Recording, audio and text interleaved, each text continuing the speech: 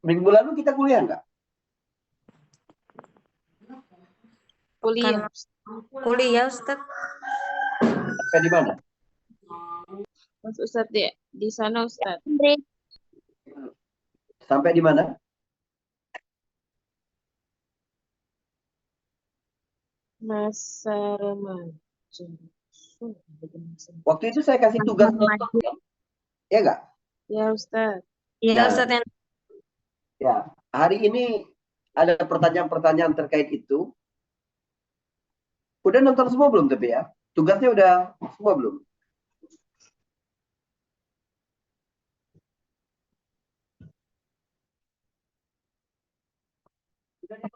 Lihat semua belum tugas-tugasnya? Ustaz. Ya. Gimana?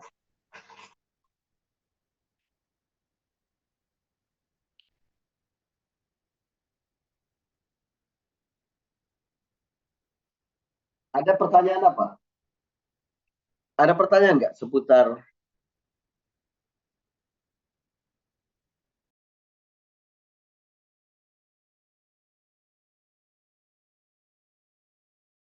Masa kecil Rasulullah, Ustaz. apa?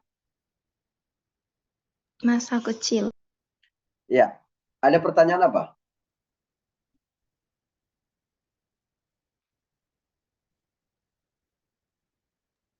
Di-spill lagi, Ustaz. Lah, gimana itu? Bentar.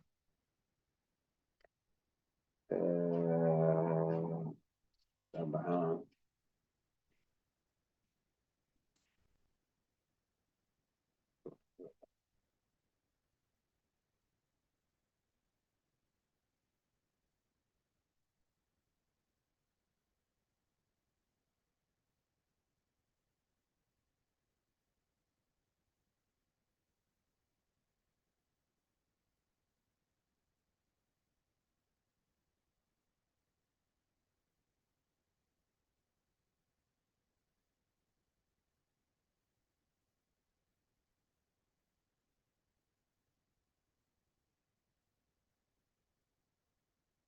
Tapi sudah nonton semua belum?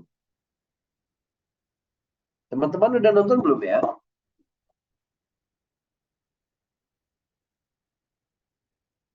Kok nggak ada yang jawab ini? Sudah, Ustaz belum Ustaz. Tadi belum selesai. Hah? Selesai Ustaz. Harus sedikit Ustaz, baru setengahnya. Waduh. Itu sama dengan 4 pertemuan loh.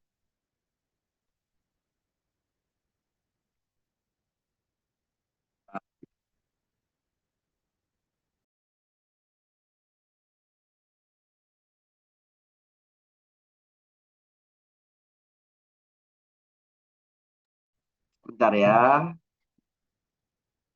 Saya coba share.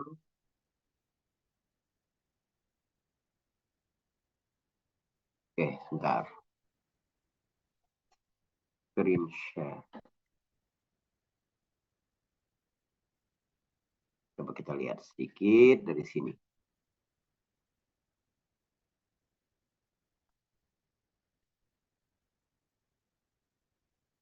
Kedengaran nggak? Hah? Kelihatan Ustaz. Tapi kedengaran nggak? Belum dengar. Belum Coba ya. di-play. Ya.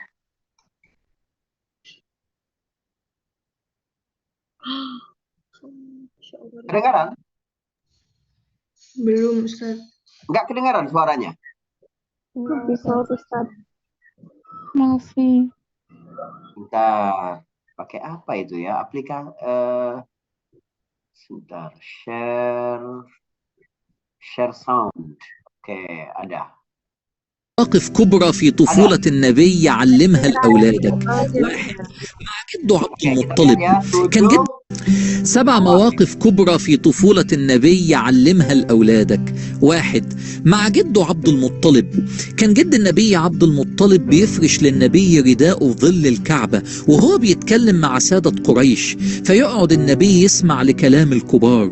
وكان جده لما يلاقي النبي بيسمع ومش بيلعب زي باقي الأطفال يقول: إن ابني هذا سيكون له شأن، اجعل ابنك يقعد وسط الكبار عشان يتعلم كتير من صغره. 2. Baik. Paham nggak barusan? Belum Nggak, Pak. Ustaz. Ini cerita ibu ya Ustaz. Kayak Ustaz. Jadi beberapa pelajaran-pelajaran dari kehidupan masa kecil Nabi SAW. Pertama, bersama kakeknya Abdul Muthalib. Bagaimana Abdul Muthalib itu bersama, ya, membiarkan Nabi SAW bersama dia ketika dia bersama para pemimpin-pemimpin Quraisy bicara tentang urusan-urusan besar dalam kehidupan. Itu mengajarkan rasa percaya diri dan tanggung jawab besar dalam kehidupan ini untuk misi yang besar, visi yang besar. Jadi kita dapat belajar bagaimana mendidik. Ya, nanti antum punya anak, bagaimana mendidik anak Anda, biarin aja dia terlibat. Ya, biarin dia ikut dalam majelis-majelis gitu. Asal memang tidak ada topik-topik yang sensitif yang tidak boleh didengar oleh anak, biarin. Dia belajar, dia dengar bagaimana ayahnya bicara tentang bisnis, bicara tentang lingkungan, bicara tentang gotong royong, bicara tentang kerjasama, itu akan memberikan efek ketika mereka dewasa nanti. Jadi bersama Abu Thalib itu dapat pelajaran tentang bagaimana anak sejak kecil sudah punya visi dan misi besar dalam kehidupan dilihat dari orang tuanya. Yang kedua, مع السيدة حليمة مرضعة النبي. كانت طريقة قريش في التربية أنها تبعت الطفل إلى الصحراء ليتعلم قوة اللغة العربية ويكتسب قوة جسمانية كبيرة. baik. Di rumah Halimatus Sa'diyah, ibu yang menyusui Nabi SAW, itu Nabi belajar 2 hal. Yang pertama kekuatan bahasa, yang ketiga adalah kekuatan fisik. Karena di alam lepas. Itu bagus banget. Ya. Jadi perkembangan bahasa paling baik itu pada anak umur 0 sampai 4 tahun. Itu bagus sekali. Begitu juga pertumbuhan fisiknya. Jangan cepat diambil ketika anak jatuh, ketika anak capek, ya biarin, biar dia kuat. Ya. Jadi bukan masalah kejam, bukan itu. Tapi bagaimana kita mendidik dia punya keinginan yang lebih kuat, azam yang lebih tangguh gitu ya. Kemudian fisik yang lebih prima. Begitu juga kemampuan berbahasa yang baik. وهو ده اللي حصل مع النبي في بادية بني سعد مع مرضعته حليمة السعدية، فاكتسب قوة جسمانية وقوة لغوية. Jadi Nabi dapat kekuatan fisik dan kekuatan berbahasa di rumah ibunya Halimatus Sa'diyah di Bani Sa'd. كبيرة. وكان أبو بكر يقول للنبي: ما رأيت أفصح منك لسانا يا رسول الله. فيقول له النبي: وما يمنعني وأنا من قريش ورضعت في بني سعد. اهتم بلغة ابنك وقوته الجسدية من طفولته. Baik. Lihat, karena Abu Bakar As-Siddiq yaqulu lin-Nabi: ma ra'aitu ahadan afsahu minka ya Rasulullah. Fa'ajaba an-Nabi: wa ma yamna'uni. Enggak ada yang menghalangi aku. Sebab ana min Quraisy wa rada'tu fi Bani Sa'd. Ya. Jadi bagaimana kita dapat ihtimam dengan bahasa anak kita dan kekuatan jasmaninya sejak dia kecil. 3. حادث شق الصدر. Dari peristiwa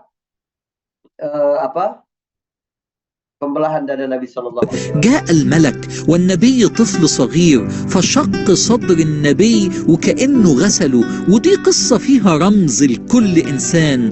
نقي صدرك دائما ودرب طفلك على نقاء الصدر. Coba lihat, ini seperti sebuah simbol bahwa selalu sucikan dadamu, hatimu, ya. Jaga terus kesuciannya. Jangan berpikir hal-hal yang buruk. Ya, jangan mengotori hati dengan hal-hal yang jelek. dan latihlah anak-anakmu untuk selalu memiliki hati yang jernih. 4 مع الرياضة. Ya, yang keempat, lihat olahraga fisik Nabi Shallallahu Alaihi Wasallam. أجاد النبي 4 رياضات وهو صغير. Nabi sangat ahli di 4 bidang olahraga ini sejak dia. أولها السباحة. يقول النبي أحسنت العوم في Renang itu Nabi belajar di mana? Ketika dia ke Madinah bersama ibunya. Hadisnya ahsantul umma fi bi'ri Bani Adi bin Najjar. Aku belajar berenang itu, bisa bagus berenang itu di kolam milik Bani Adi bin Najjar. بئر بني عدي بني النجار. وكمان أجاد ركوب الخيل والرمي بالسهم والجري وهي Ya. 3 olahraga lain Nabi adalah menunggang kuda, kemudian memanah, dan lari. دي كانت رياضات عصره. اجعل ابنك يجيد أكثر من رياضة. Jadi kalau bisa buat anakmu itu memiliki kemampuan bukan hanya satu olahraga. Yang 4 itu bukan berarti itu olahraga sunnah, bukan ya. Jadi apa saja yang dapat menyehatkan tubuh itu sunnah. Jadi olahraga tergantung zamannya masing-masing gitu. Tapi memang para pakar-pakar pendidikan fisik dan olahraga itu menyebutkan beberapa manfaat dari berenang dan juga memanah, begitu juga berkuda. Itu besar sekali ya. Baik, tapi sebenarnya apapun olahraga itu baik. 5 مع أمه السيدة آمنة وهو عنده 6 سنين. أخذته أمه لزيارة أخواله في المدينة فعلمته صلة الرحم من الصغر. Baik. Mauqif yang kelima dari masa kecil Nabi adalah ketika dia diajak oleh ibunya untuk silaturahim ke keluarganya yang ada di Madinah. Ya, jadi ajarkan anak-anak dari sejak kecil itu bagaimana menyambung silaturahim. Itu membuat dia menjadi luas sekali pergaulannya. فزار النبي المدينة طفل علشان هتكون هي مدينة رسول الله. Subhanallah, lihat. Allah beri kesempatan dia berziarah waktu kecil, rupanya itu adalah kota masa depan Rasul Sallallahu Alaihi Wasallam. هو كبير. خد ابنك وعلمه يزور قرايبه ويصل رحمه. Ya, buat anakmu selalu bersatu-rahim dengan aqarib, ya. Orang Mesir kan qaf itu nggak dibaca. Urayyibu, arayyibu. Aqaribuhu itu arayyibu. 6 وفاة السيدة آمنة أم النبي. أثناء عودة النبي مع أمه من المدينة ومعاهم أم أيمن ماتت أمه على حدود مكة وكان عمره 6 سنين فدفنها هو وأم أيمن فكان تأهيل نفسي للنبي ليدرك حقيقة الحياة. Baik. Kematian ibunya itu adalah persiapan jiwa, ta'hil nafsi bagi Nabi SAW agar Nabi dapat terus memahami liyudrika haqiqatal hayat wal maut. Hakikat kehidupan dan kematian. Saya sudah jelaskan ini. والموت. وما نسيش أمه حتى وهو رايح فتح مكة بعد أكتر من 50 سنة مر على قبر أمه في الطريق وأوقف الجيش وبكى المسلمين كلهم لبكاء النبي وقال لهم أدركتني رحمة أمي فبكيت. Jadi hubungan yang kuat antara Nabi dan ibunya itu terlihat ya, bahkan bertahun-tahun setelah itu. Lebih dari 50 tahun setelah kematian ibunya. Nabi itu masih merasa dekat dengan ibunya. Maka dalam perjalanan ketika Fathu Makkah tahun 8 kenabian, tahun 8 Hijriah. Berarti umur Nabi sudah 50, berapa itu? 60 tahun. Umur Nabi 60 tahun. Berarti ibunya sudah meninggal 54 tahun yang lalu. Nabi masih merasa dekat karena ada memory yang selalu melekat bersama ibunya itu. Sampai Nabi mengajak seluruh pasukan untuk berhenti dulu sebentar. Karena dia sedang berziarah ke makam ibunya. Dan Nabi menangis, kaum muslimin semuanya menangis. Demi melihat tangisan Rasul SAW. Kata Nabi, aku telah dipenuhi oleh kasihku kepadanya. Maka aku pun menangis. املأ قلب ابنك بحب أمه زي Ya, penuhi hati anak-anakmu itu dengan cinta kepada kalian ibunya. Jadi buat momentum-momentum yang membuat mereka berkesan sehingga Anda tidak pernah tergantikan oleh siapapun, ya. النبي حب أمه. 7 وفاة جد النبي عبد المطلب، والنبي عنده 8 سنين مات جده عبد المطلب، وكأن الله يقول له ماتت أمك ومات جدك، من لك الآن يا محمد؟ لم يعد لك إلا الله. Masya Allah, lihat. Nabi diuji dengan yatim berkali-kali. Muhammad, ibumu wafat, sebelumnya ayahmu wafat, sekarang kakekmu wafat. Engkau punya siapa sekarang? Engkau tidak punya siapa-siapa kecuali Allah Subhanahu wa Ta'ala. Baik. 7 hal itu adalah pelajaran dari masa الله. عشان كده علم أولادك، لو ما بقلهمش حد في الدنيا خليهم فاكرين إن ربنا معاهم، لأن أحن عليهم منك ومن كل الناس. Baik. Bagaimana? Paham?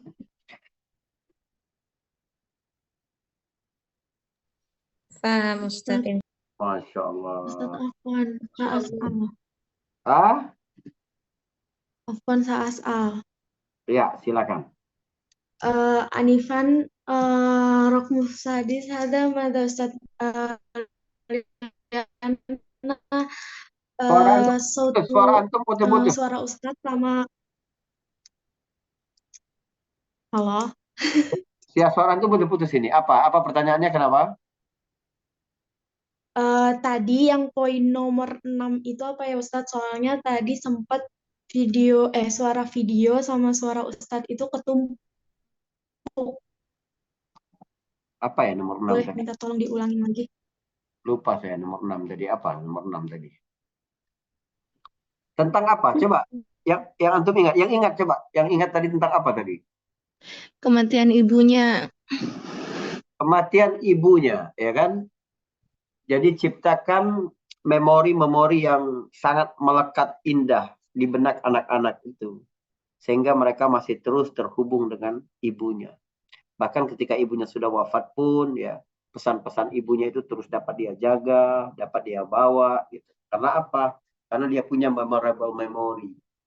Ya, memorable story bersama ibunya itu. Dia punya cerita yang bisa selalu dikenang. Harus kreatif, bikin kenangan-kenangan yang membuat anak kita itu terus mengingat kita, ya. Oke, sekarang tentang kelahiran Nabi Shallallahu Alaihi Wasallam.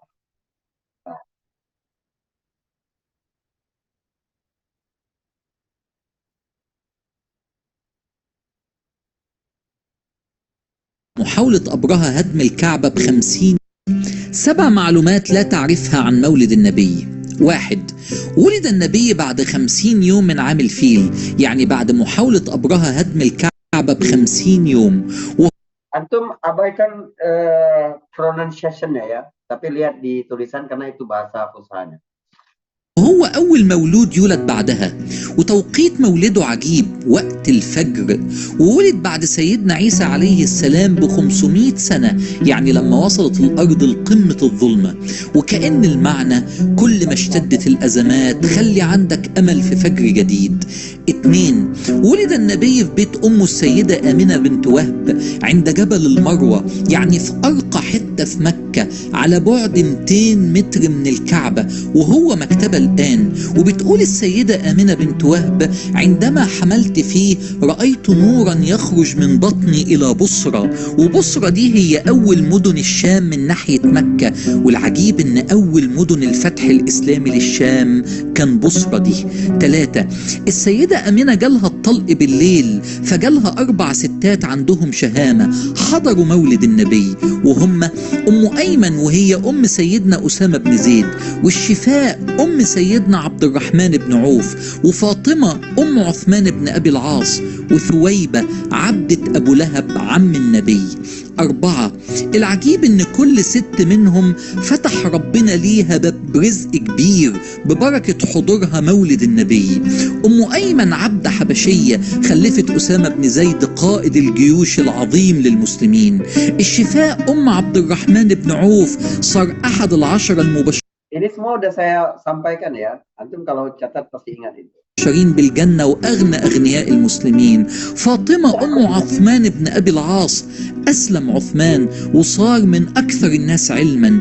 ثويبة عبدة أبو لهب عم النبي صارت حرة، أعتقها أبو لهب لما بشرته بمولد النبي. وكأن المعنى حط نفسك دايما في أماكن الخير ليبارك لربنا ليك بركة كبيرة. 5. ولد النبي يوم الاثنين، ولما سئل لماذا تصوم يوم الاثنين قال ذلك يوم ولدت فيه. فاللي بيعترض بعد كده على الاحتفال بعيد الميلاد ويقول بدعة مش فاهم ان النبي نفسه احتفل بطريقته بعيد ميلاده. 6. لما اتولد النبي اخدوه لجده عبد المطلب فحملوا وطاف به الكعبة، فكان اول شيء حصل للنبي هو الطواف بالكعبة. ثم سماه محمد، ولما سألوه ليه سميته بهذا الاسم وهو ليس تسمية ابائك فقال سميته محمدا ليكون محمودا في الأرض ومحمودا في السماء. الأسماء لها سر في حياة الناس، لازم يكون عندك تصور دايما لمستقبل أولادك حتى في أسمائهم. 7. أول من أرضعت النبي هي ثويبة وهي من العبيد، ولها ابن اسمه مسروح كمان من العبيد وهو أخو النبي في الرضاعة. وكمان النبي له أخ تاني في الرضاعة هو سيدنا حمزة بن عبد المطلب. فإخوة النبي في الرضاعة فيهم الأشراف والعبيد، لأن النبي بيجمع الناس ولا يفرقهم صلى الله على محمد صلى الله عليه وسلم. Baik, gimana?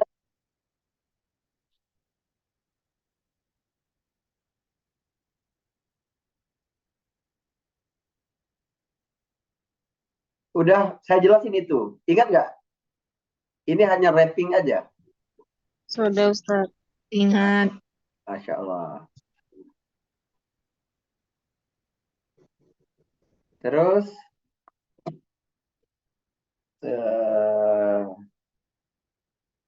tentang syabab Nabi Sallallahu Alaihi Wasallam ya. Saya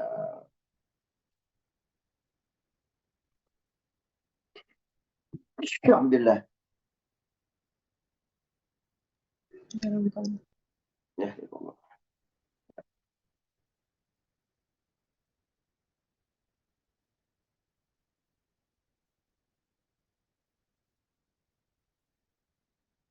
Alhamdulillah ya Allah, saya ini dari tadi bersin-bersin terus.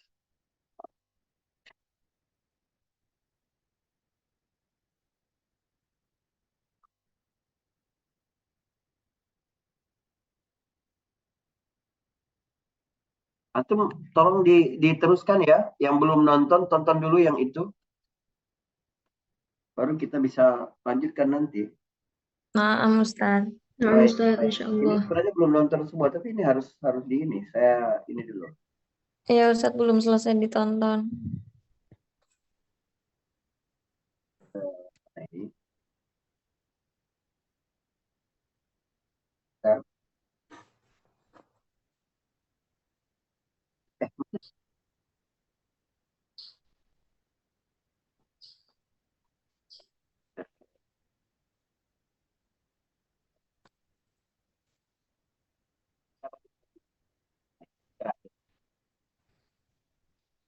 nanti saya في شباب النبي أهلته للرسالة. المشهد الأول رعي الغنم. رعى النبي ini mulai masa remaja Nabi SAW ya. Coba lihat apa aja 7 fakta ya dalam masa remaja Nabi SAW. الغنم 4 سنين من سن 8 ل 12 سنة، علمته القوة والصبر والعمل والتأمل. كانت زي تأهيل نفسي، اوعى تستصغر الشغل أبدا، الشغل مش عيب. المشهد الثاني النبي مع أعمامه.